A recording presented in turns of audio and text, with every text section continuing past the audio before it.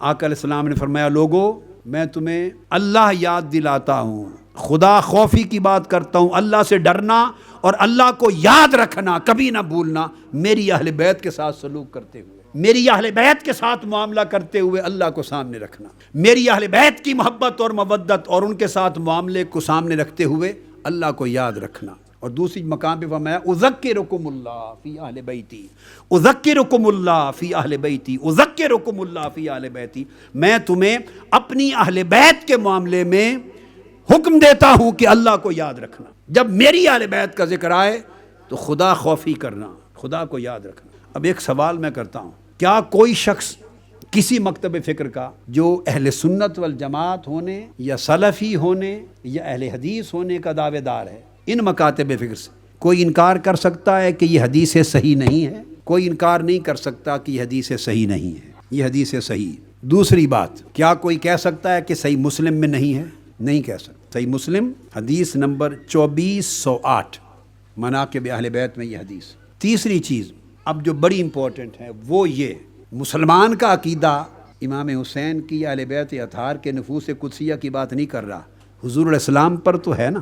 کوئی ذکر حسین کا اگر منکر بنتا ہے، مودت اہل بیت کی بات کو اہم نہیں جانتا، محبت اہل بیت کے معاملے میں اس کی افس اور بٹس ہیں، ایک طرف رکھیں۔ آقا علیہ الصلوۃ والسلام کی انٹیگریٹی پر، حضور کے ذات پر ایمان تو کامل ہے۔ آقا علیہ السلام جب صحابہ کرام کے اجتماع میں، اب بات تو وہاں کرتے تھے، سامنے سامعین تو صحابہ ہوتے تھے نا، مگر پہنچاتے کس کو تھے؟ پوری امت کو پہنچاتے تھے، اور قیامت تک کی امت کے لیے۔ یہ جو قیامت تک کی امت کے لیے فرما رہے ہیں کہ میں تمہیں نصیحت کرتا ہوں کہ میری اہل بیت کے معاملے میں خدا سے خوف کرنا، آپ کیا اس کو اقربا پروری کہیں گے؟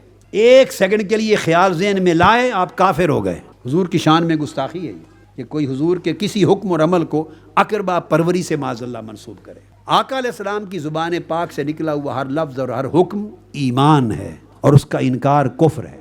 تو جب آقا علیہ السلام اہمیت دے کے 3 مرتبہ ریپیٹ کر کے امت کو فرما رہے ہیں کہ میری اذکرکم، میں تمہیں یاد کراتا ہوں، نہ بھولنا خدا کو جب میری اہل بیت کے ساتھ معاملے کا وقت آئے۔ جب یہ ارشاد فرما رہے ہیں بار بار، تو آپ اس کا معنی کیا لیتے ہیں؟ آقا علیہ السلام کا منشا کیا تھا؟ تو آقا علیہ السلام اپنی اہل بیت کے ساتھ محبت اور مودت کا منشا دے رہے ہیں، خدا کو نہ بھولنا میری اہل بیت کے معاملے میں۔ آقا علیہ السلام نے فرمایا لوگو میں تم میں 2 بھاری چیزیں، یعنی بڑی وزنی چیزیں تم میں چھوڑے جا رہا ہوں، یعنی ان چیزوں میں بڑا عظیم وزن ہے۔ ثقلین، ان کو ہلکا نہ جاننا۔ ثقلین کا لفظ کیوں استعمال کیا؟ میں ذکر حسین اور محبت حسین اور مودت اہل بیت کی اہمیت بتا رہا ہوں، ان کو ہلکا نہ جاننا، ایسے نظر انداز نہ کر دینا، یہ نہ سمجھنا کہ اتنا ضروری نہیں۔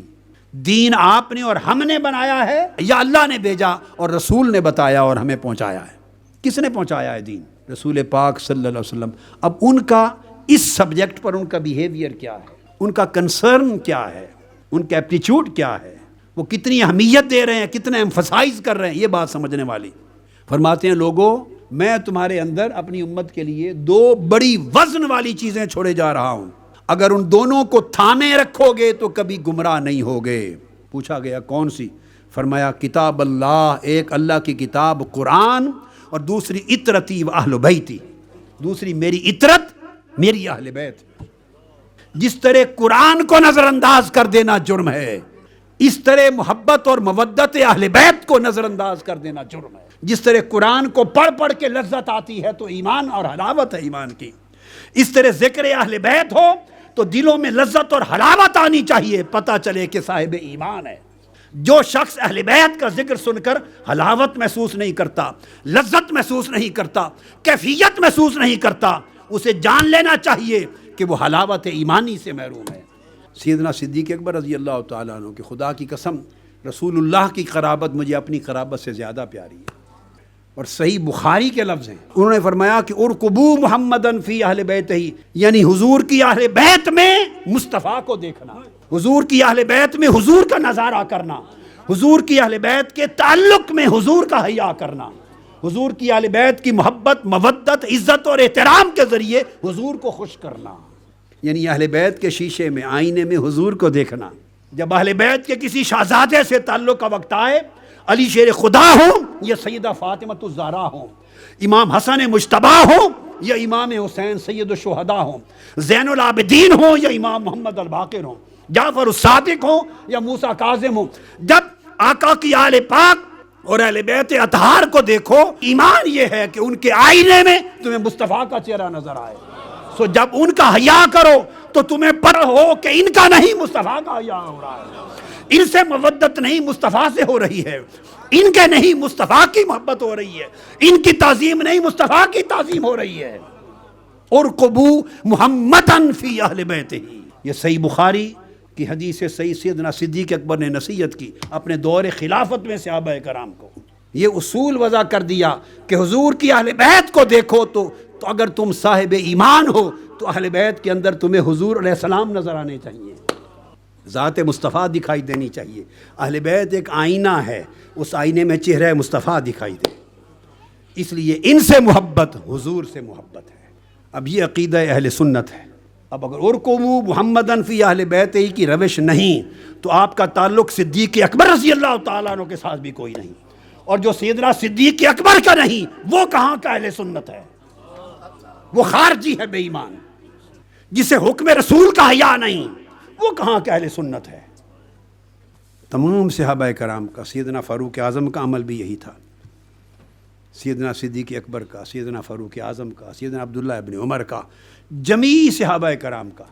حضرت عمر بن عبدالعزیز رضی اللہ تعالیٰ عنہ، ان کا طریقہ تھا، امام حسن مجتبیٰ کے پوتے تھے، امام حسن مجتبیٰ کے پوتے، ان کا نام تھا امام عبداللہ الکامل،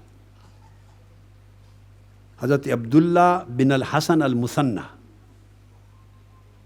بن الامام حسن المجتبیٰ. سیدنا امام حسن کے صاحبزادے، ان کا نام پھر حسن تھا، حسن المثنى کہتے ہیں.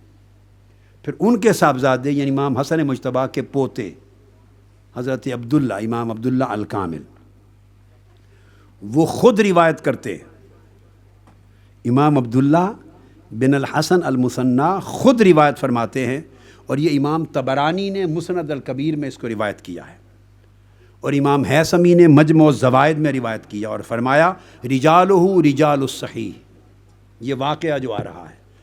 اور امام حاکم نے مستدرک میں روایت کر کے اس کی تصحیح کی کہ یہ حدیث صحیح ہے. علامہ ذہبی نے اس کی تائید کی، صحیح ہے. حافظ ابن حجر عسقلانی نے الاصابہ فی تمجیز الصحابہ نے بیان کیا. الغرض اسی طرح امام بہقی نے مدخل میں بے شمار کتب میں وہ روایت کرتے ہیں کہ مجھے کوئی کام تھا، چھوٹے تھے اس وقت، عمر نوجوانی تھی، نوجوانی کی عمر، کوئی کام تھا تو خلیفہ تھے عمر بن عبدالعزیز رضی اللہ تعالیٰ عنہ، جن کو خلیفہ خامس بھی کہتے ہیں.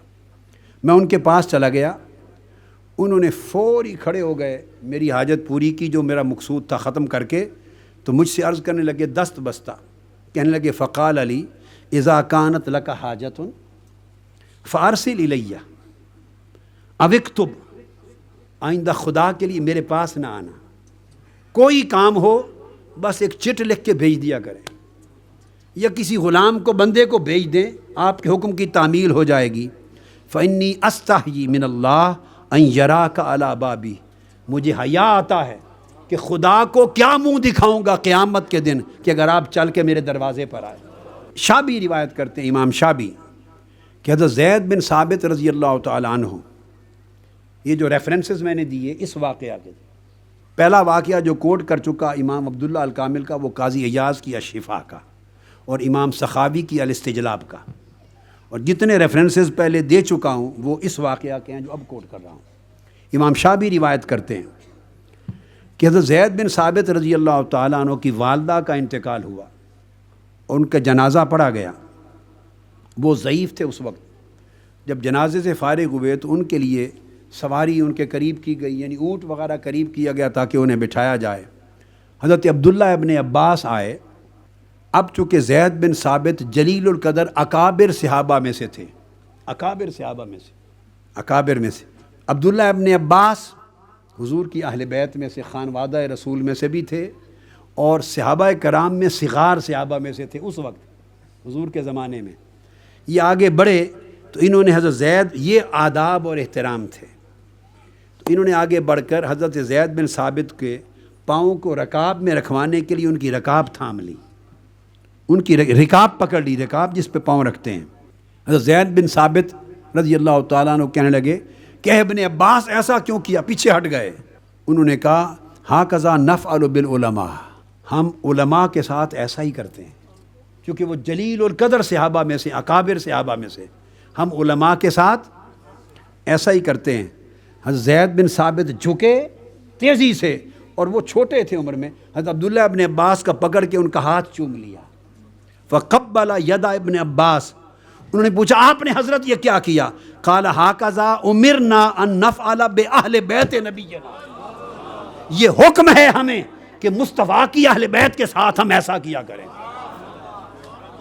ہاکذا امرنا ان نفعل باہل بیت نبینا، اس طرح ہمیں حکم دیا گیا ہے کہ حضور کی اہل بیت ہو تو ہم اس طرح عمل کریں کہ ہاتھ چومیں. یہ صحابہ کرام کا طرز عمل تھا.